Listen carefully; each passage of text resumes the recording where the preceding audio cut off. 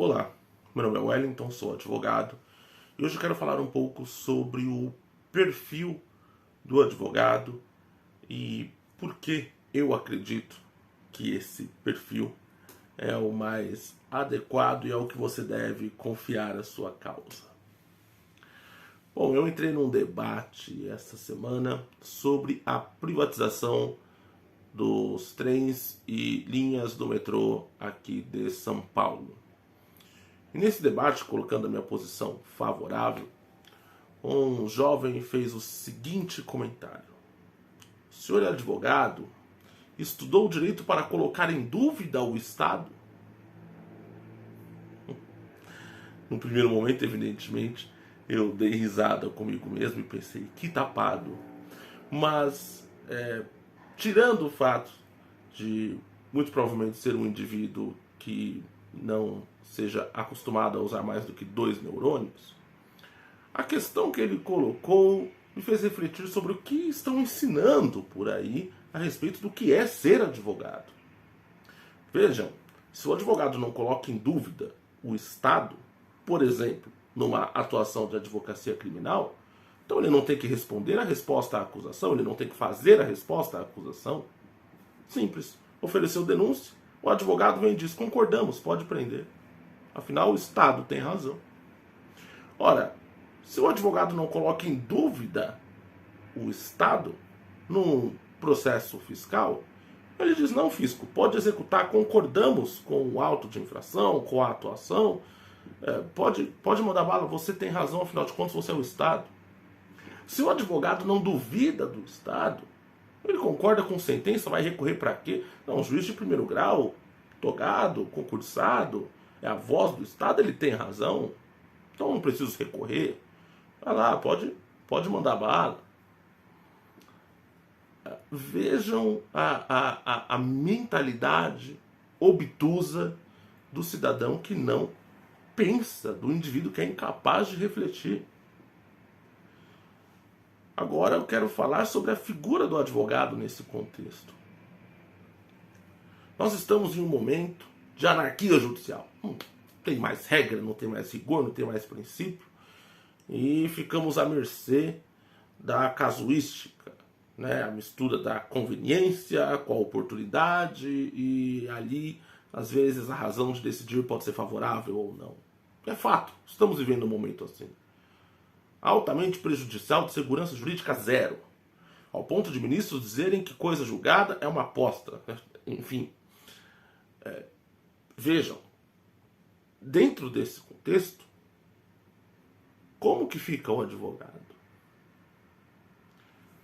O advogado deve ser o ser crítico.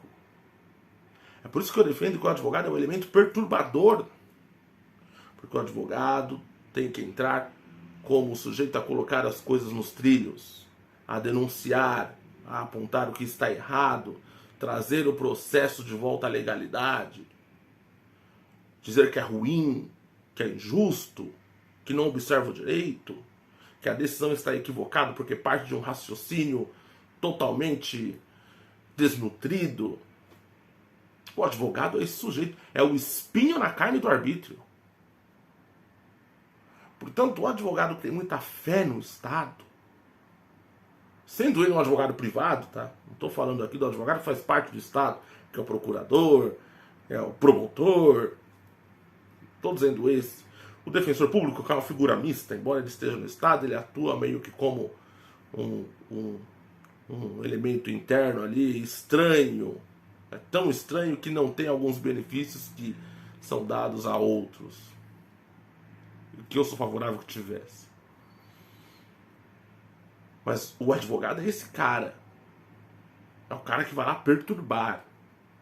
Mas perturbar para o bem. Perturbar para denunciar, para corrigir. Por isso não há hierarquia entre advogados, juízes, promotores, delegados. Não há. Porque o advogado, ele tem essa prerrogativa, ele tem esse poder, digamos assim, de pela palavra, pelo seu conteúdo, pela sua técnica, dizer isso está errado, isso não é assim, e não deve ser assim, e se está assim deve ser de outro jeito. as grandes transformações, quando nós pensamos em avanços de direitos fundamentais, foram protagonizados por advogados que denunciaram as coisas como eram e como elas deveriam ser. Portanto, se o advogado não for esse sujeito crítico, ele é o quê? Como eu atuo também no direito criminal, chegam clientes aqui que falam: doutor, meu advogado não fala comigo, mal falou comigo, fez uma defesa que eu acho que poderia ter sido melhor, e quando eu vou ver o trabalho, não está tão bem feito. E às vezes eu chego a pensar se é porque o profissional não tinha tanta fé na pessoa, ou ainda achava que o Estado tinha razão e por isso ofereceu uma defesa meramente pro forma e que se dane o direito, que se dane a pessoa que está ali pagando seus honorários. Um advogado com preconceitos. Um advogado que viciou a sua atuação, ou também não soubesse atuar, um outro motivo pelo qual não deveria ter aceitado a causa, mas enfim. Mas que talvez tenha ali por um viés feito uma defesa por fazer, sem se importar, sem qualificar a sua defesa, seus argumentos. E por quê? Porque tem fé no Estado? Porque acha que o Estado está com a razão? Então, percebam que se você se deparar com um profissional que não é um profissional crítico, que é um profissional que coloca muita fé no Estado e nos agentes de Estado, afaste-se desse profissional. É claro que eu não estou dizendo aqui que o advogado não deve confiar na justiça, senão vai postular para quê? Porém, deve sim ser intransigente na defesa do direito. E ao observar a violação do direito do seu cliente, deve criticar, deve apontar, denunciar, ir até as últimas consequências para fazer prevalecer aquilo que é certo, aquilo que é correto. Um dia, minha esposa disse: parece que vocês lutam para que alguém escute o que vocês estão dizendo. E quem vivencia a advocacia criminal vai entender o que eu quero dizer. Às vezes uma coisa básica, uma coisa elementar, tem que chegar no Supremo Tribunal Federal, porque parece que ninguém dá atenção. E de repente as pessoas têm aquele sentimento de: nossa, mas por que estão julgando se o princípio da insignificância se aplica a alguém que furtou uma bermuda numa loja? É porque falhou o delegado, falhou o Ministério Público, falhou o juiz de primeiro grau, falhou a Câmara Criminal, os 3 desembargadores.